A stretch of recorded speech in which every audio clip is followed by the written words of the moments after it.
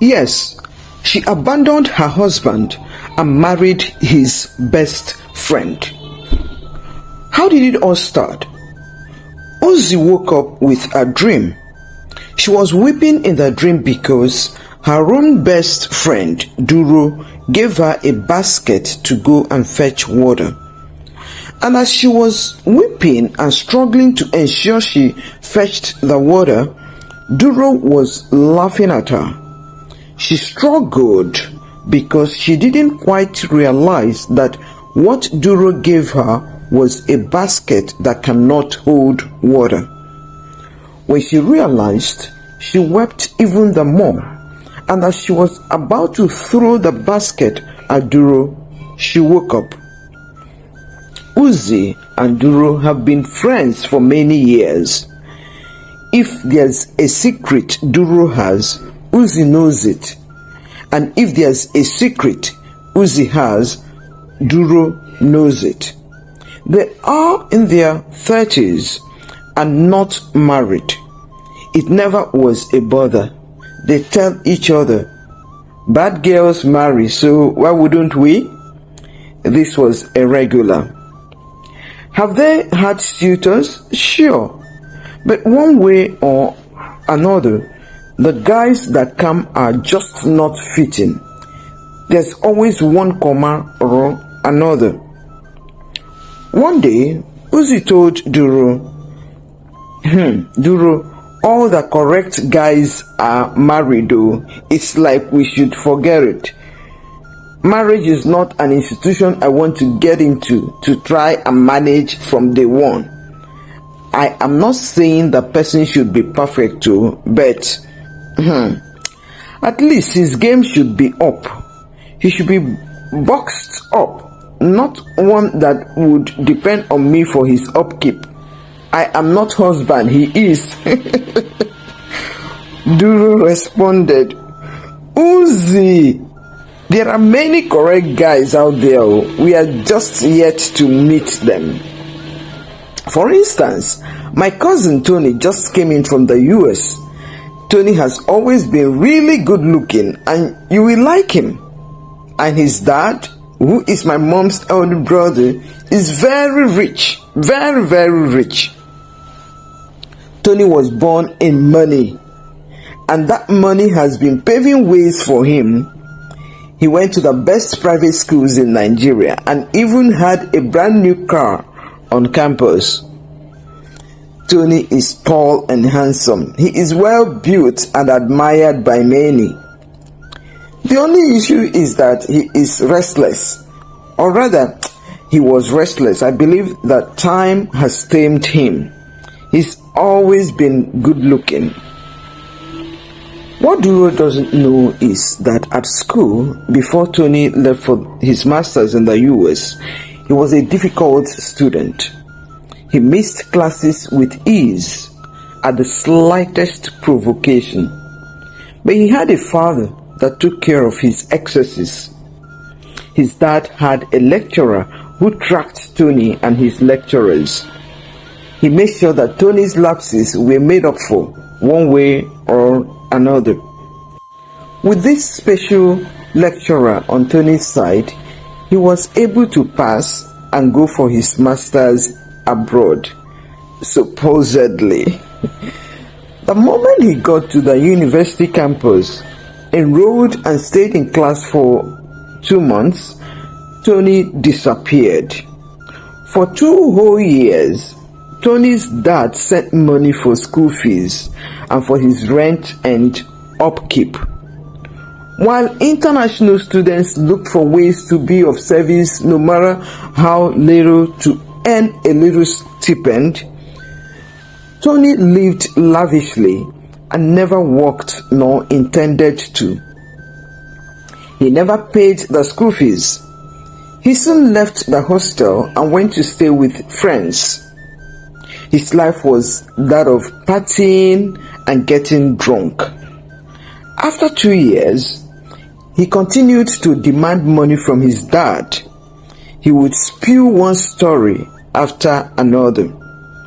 The worst story he told was that he was starting a business and had funds, but that he was short of $100,000. Sadly, his dad trusted this fabrication and sent him $100,000. Unknown to this man, Tony is involved with a rich kids gang in the US. For years, he never committed any outright crime for the laws to catch up with him. But one day, it happened. He was caught. He ran out of money. He had also run out of stories to spew to his dad for money. And his friend didn't have money either. They decided to go shoplifting in a designer watch shop. The camera caught them. They each stole 3 wristwatches. They were not arrested, but pawn shops in the neighborhood had been alerted. They waited. They took the watches to a pawn shop that is reputable. This particular pawn shop is also known to give good money for good high-end items. They were ready to take $3,000 each for watches that were worth $90,000 or above. As they were about to leave the shop, police had cordoned off the area and took them up. There was no long talk. None of them had correct papers to be in the US. They were legal immigrants that became illegal after the expiration of their student's visa. They were charged immediately and deported.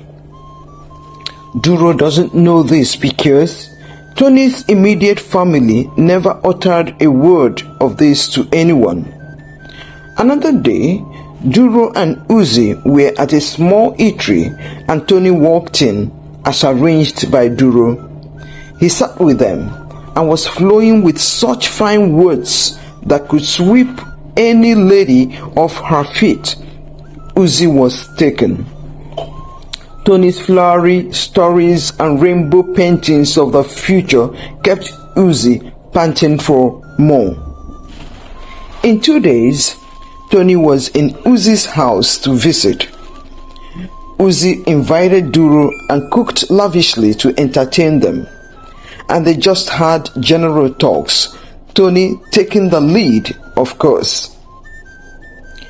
Without making anything formal, since Uzzi enjoys Tony's company, they started going out together.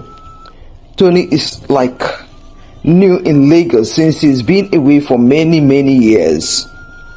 Tony's husky voice was like sweet music to Uzzi's ears and heart. She loves to hear Tony talk. So, Uzzi offered to take Tony places.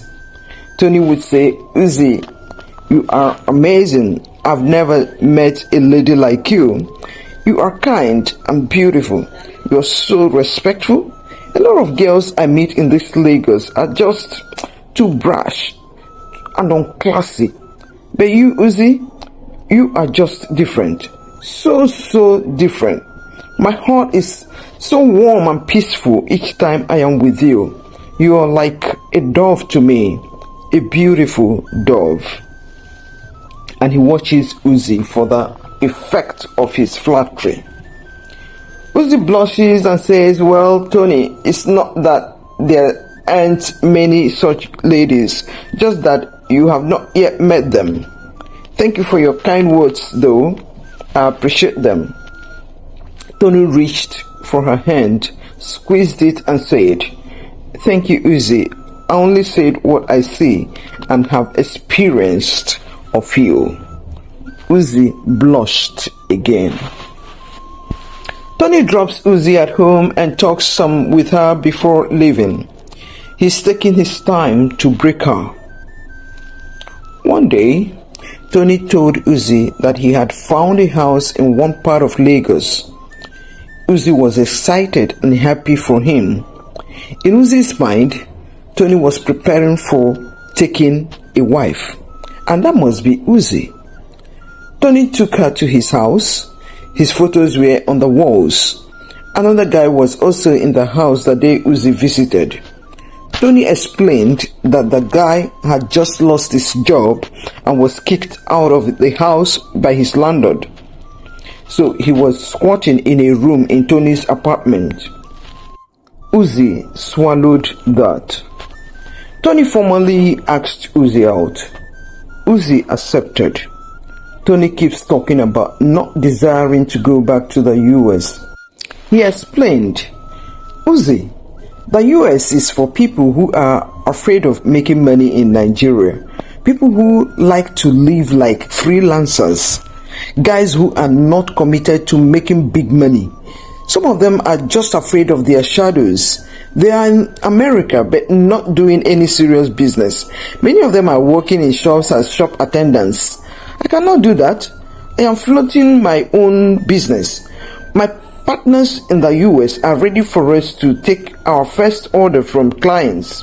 We have already acquired 3 ships and we are going to acquire more before the end of the year. It's a very lucrative business. It's like haulage business, just that it's by the sea, by ships. Uzzi was so excited about this guy Duro introduced her to. Uzzi's time with Duro is becoming less frequent and for short and shorter periods. Duro teased her, Uzzi, you don't litter me small. You are busy with my cousin Tony. Remember me in your kingdom, oh. Uzzi laughed and said, no be you create the kingdom. You are part of the kingdom, oh. They both laughed. Uzzi continued, Duro, we are friends forever. It was Tony's birthday. Uzzi went to town buying all manner of things for Tony. From designer perfumes to designer belts to designer sunglasses to a designer suit to designer shoes. Uzzi is well paid in her place of employ. So spending about 1.4 million naira to celebrate her Tony didn't clean her account, though it shook it. Tony's friends were all there. Duro's and Uzzi's friends too. Just one of his 4 brothers, the youngest, Bruno, was there. While the party was going on, as Tony arranged, the MC stopped the music and said, ladies and gentlemen, we have come to the most important part of Mr. T's birthday celebration. Mr. T would have to step out here, please. Tony stepped out, looking cool.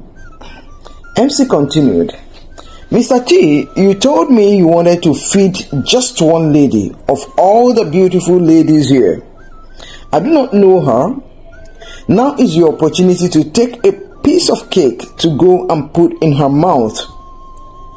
Tony took a piece of cake and moved around to where Uzzi was seated with Duro, fed her a piece of cake, and went on his knees to say, would you marry me, Uzzi? Uzzi was taken aback. She was at the same time full of excitement and said, Tony, yes. He pulled out a ring and slipped into her finger and kissed her. Soon the party was over and Tony dropped Uzzi off at her house. Tony began to put pressure on Uzzi for them to do their wedding. Tony found that Uzzi loves to hear about the shipping line. So he fed her with a lot of information on ships and shipping. He would say, I would have started this business years ago if I knew about it. I was just lucky to meet one of my old classmates in my master's class. He has a shipping line that has been running for him for years. So I convinced him that we would have another one, a joint one. Just both of us. He would run it himself mostly, and the modalities for profit sharing and responsibilities have already been drawn out. Within 6 months of running the business, we should break even and with some profits too. But by the 7th month, high profits would kick in. Uzzi has her eyes wide open and happy at the same time. Tony continues his toasting. Yes, by the way, would you like us to go to the Caribbean for our honeymoon, or you would prefer we do a ship cruise? One of the 3 ships we have acquired is a cruise ship for holiday makers. We could as well be on the cruise when it lands close enough to Nigeria. Of course, I would work out the details. You just choose, okay? Uzzi said, babe, I would love the cruise if you promise I would not see anything that would make me afraid. Tony quickly responded, Fieke, when I'm there? No way. I will fight even a shark for you if need be. All this while, Tony never took Uzzi to his parents, who live right there in Lagos. They know him. She's not the first. Tony's 2 younger brothers are married. His first son, and yet has not been serious with any lady. But Uzzi is a likely candidate, a good victim. His parents are not very worried about his getting married. They prefer to see him standing on his feet without support from home first. They longed for this. But not Tony. Tony wants to marry Uzzi. Uzzi has money. She has a good job, a good house. Uzzi is naive. She is gullible, an easy prey. He took her to his parents eventually. Just once. And his mom was very nice to her. This is Lagos.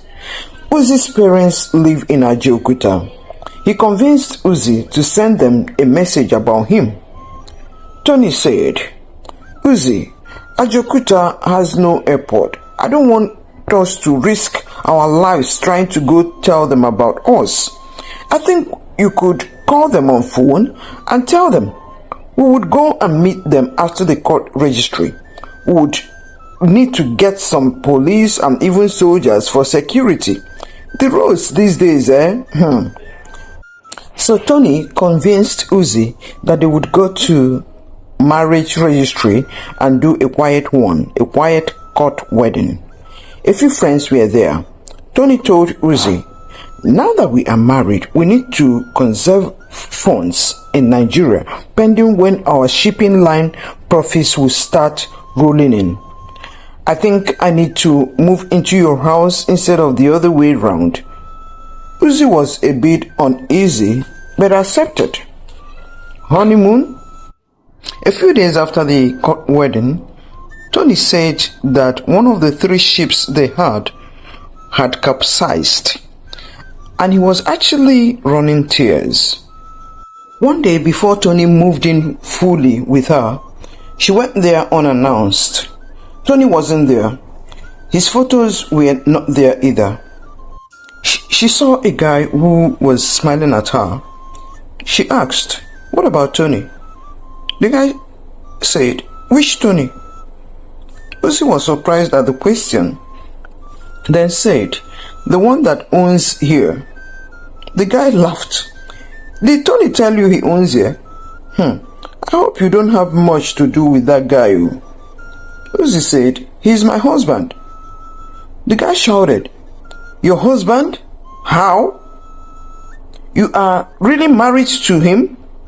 Uzzi said, yes. Oh no.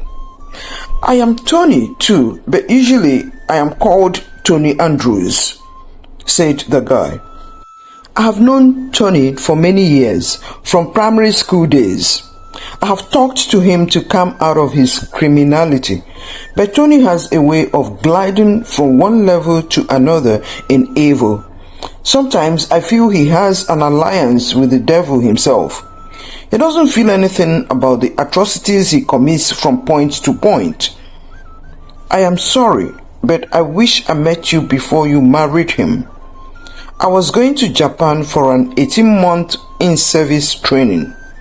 He begged me that he would like to use my house while I was away. I have nothing much in the house. Since my cousin was here too, I accepted and let him in. My cousin reported that Tony had his photos in my sitting room, but I didn't make anything out of it. I instead felt it was just one of his vanities. Uzzi was all tears by this time. She asked, Please, what about his big businesses? The shipping line? We are supposed to go for honeymoon on a cruise ship he owns with an American business partner. Tony Andrews said, he has no such thing. Tony was deported from the US, where he spent years squandering his father's money. He stole and got deported because he had no papers to stay there in the first place.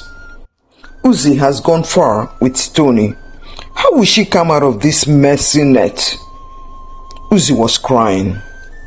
She said aloud, How did I get into this mess? I've always prided myself as smart, as wise, but I fell for this guy's lies so cheaply.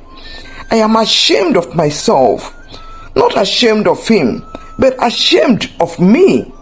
I have spent so much on him because he keeps talking about the profits that would soon start rolling in from the shipping business. A few days ago, he was running tears from his eyes that one of the 3 ships he owns with his American partner capsized. That Tony Andrews was shaking his head as he listened to her. I am sorry, Uzzi, but you married a criminal, to say the least. You may not be the only one he has done this to. You are only his latest catch. Uzzi was running tears uncontrollably, tears of regret. She ran the whole matter through her mind. How gullible she had been. She recalled how she had swallowed everything he told her. She never bothered to check out the stories. She never looked up anything on him. Tony is Duro's first cousin. He cannot be lying to me since he knows Duro and I are very, very good friends. I didn't think Tony could be lying to me. Indeed, the ship of their marriage has sunk. Why was I so foolish as to agree to do court wedding with him without his going to see my parents? He said he was afraid of being kidnapped, as if Nigerians don't travel safely from one part of the country to another. When I pushed, he said that it's obvious to everyone that though he is in Nigeria, he doesn't really belong here, that his businesses are in the US, and that he would like to even return later. Now look at this. All these were running through Uzzi's brain while in Tony Andrews' house. Tony Andrew finally broke the silence which he allowed to help Uzzi assimilate the heartbreaking news she never expected. Tony Andrews offered to drive her home. He didn't want her to drive. He drove her car to her house and took a cab back home. Uzzi wept throughout. Husband Tony came home and Uzzi was wondering if to open the door at all for him or not. It is risky, very dangerous, to confront such a hardened criminal at night and alone in a standalone house with him. Uzzi decided not to ask him any questions. She pretended to be the mugu she had been. She knew how to act the drama well. The next day, Tony woke up to say he needed to go for a meeting at a high-end hotel in view of his remaining ships. He explained that the man he was going to meet wanted him to ship stuff for him from Venezuela and Australia. Uzzi played along. Uzzi was on leave. This was supposed to be her honeymoon leave. She called to meet Duro at Duro's place. She downloaded everything to Duro. Duro was completely broken. Completely. She wept. Duro said, Uzzi, You have been the best friend anyone could ask for anywhere. I feel so bad that this disastrous drama came from me.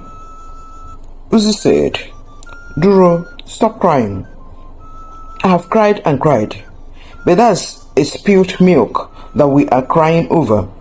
We need to quickly plan how to get out of this. We have made that mistake.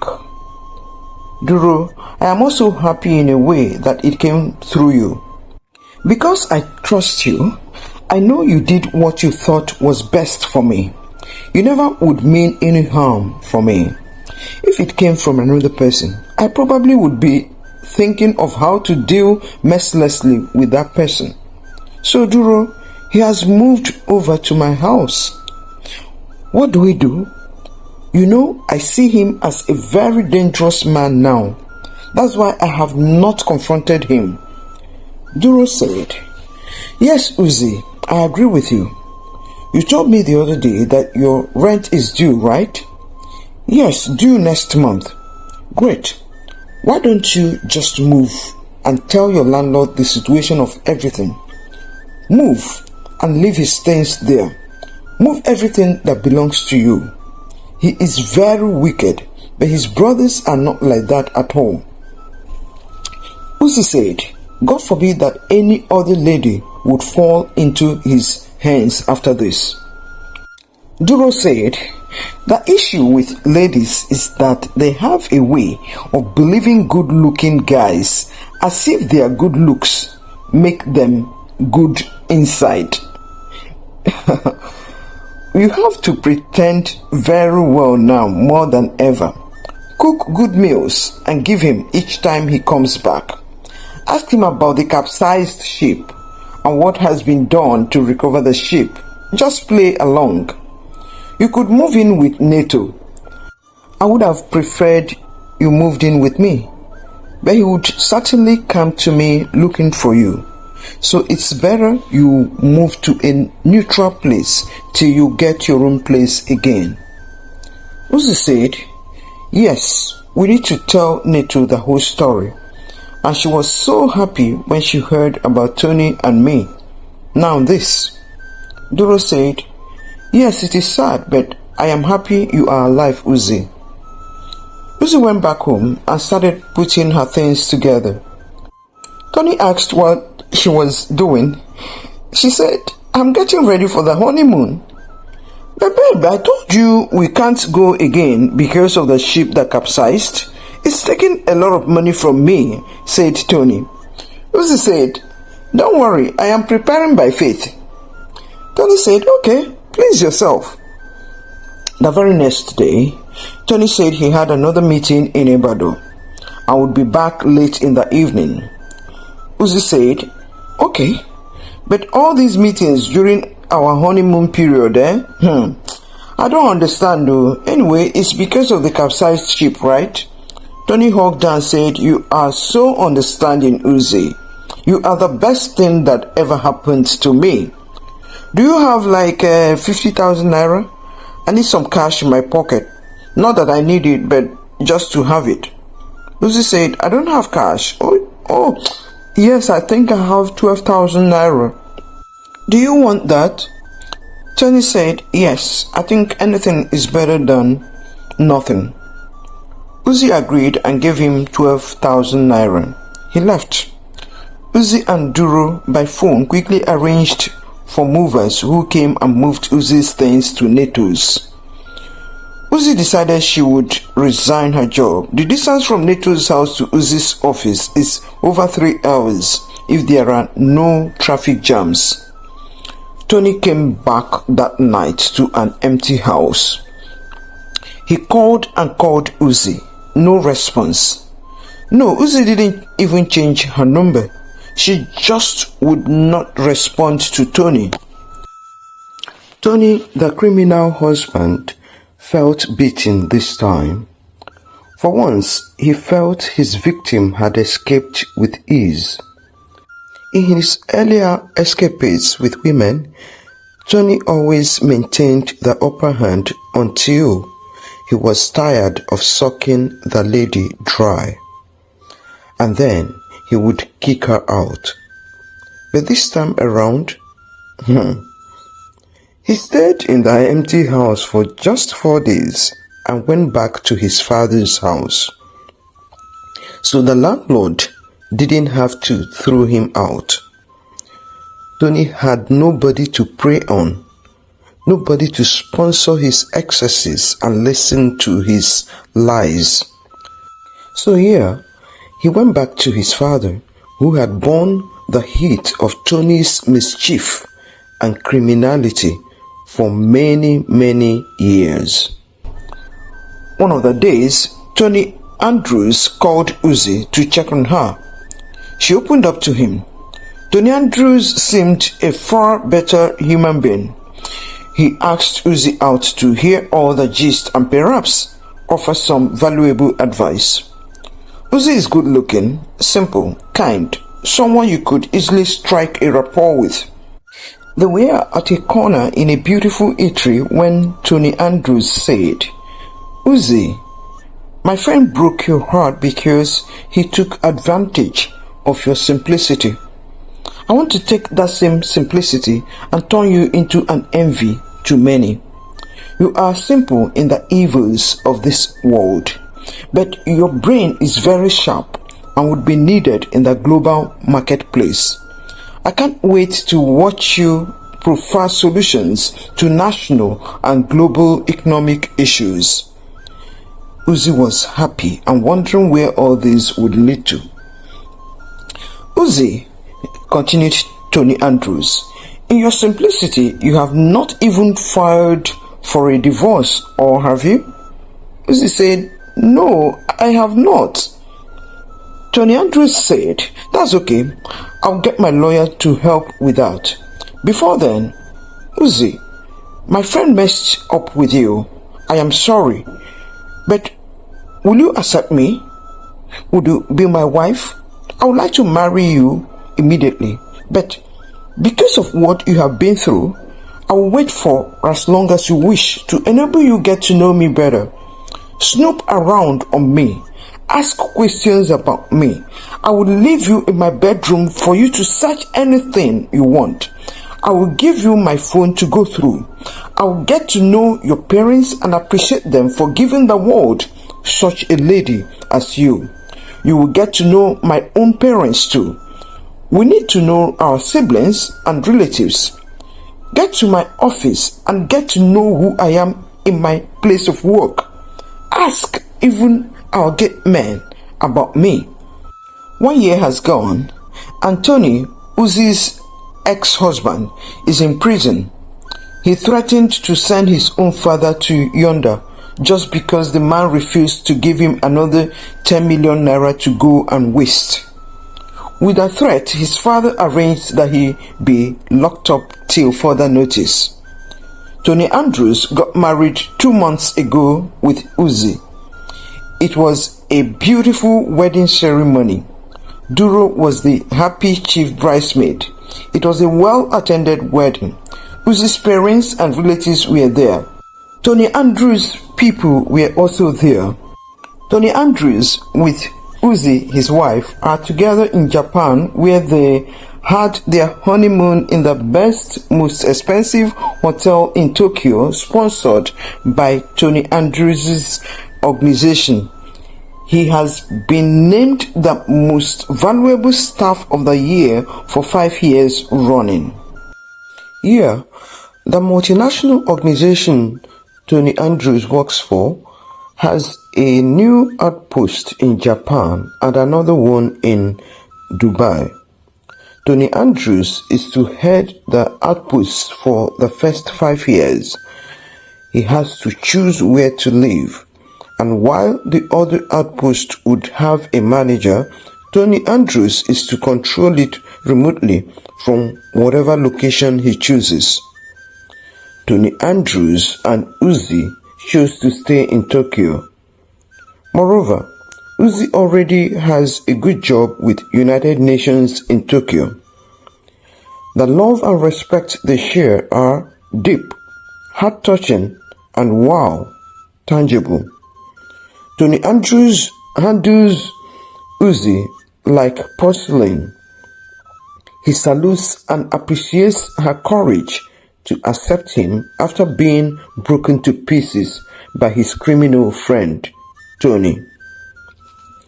2 years have rolled by, and Uzzi gave birth to twin babies, a boy and a girl. They already flew Uzzi's mom to Tokyo to help with the babies. Isn't this a sweet payback? Sweet compensation? Yes, she left her husband and married his best friend. Uzzi! Uzzi! Your dream played out for real. Hello friends. Do you have some pieces of advice for the Uzzis out there? This happens often. Smooth talkers, the Tonys, the target ladies who don't really know them and who appear gullible. Check and check again. It is better to check too much than to not check at all and fall victim to this type of fake Tony. Please share your thoughts with us at the comments section below. Remember to click the like button, please. Also, please subscribe to our channel if you haven't already done so, and click the bell icon so you would get to know when next we upload another very interesting story video. Again, please click the share button to send the video to your friends and family. This might save someone who is about to make the same mistake Uzzi made. Till our next video, remain truly amazing. This is African Folktales ChinChin. Goodbye.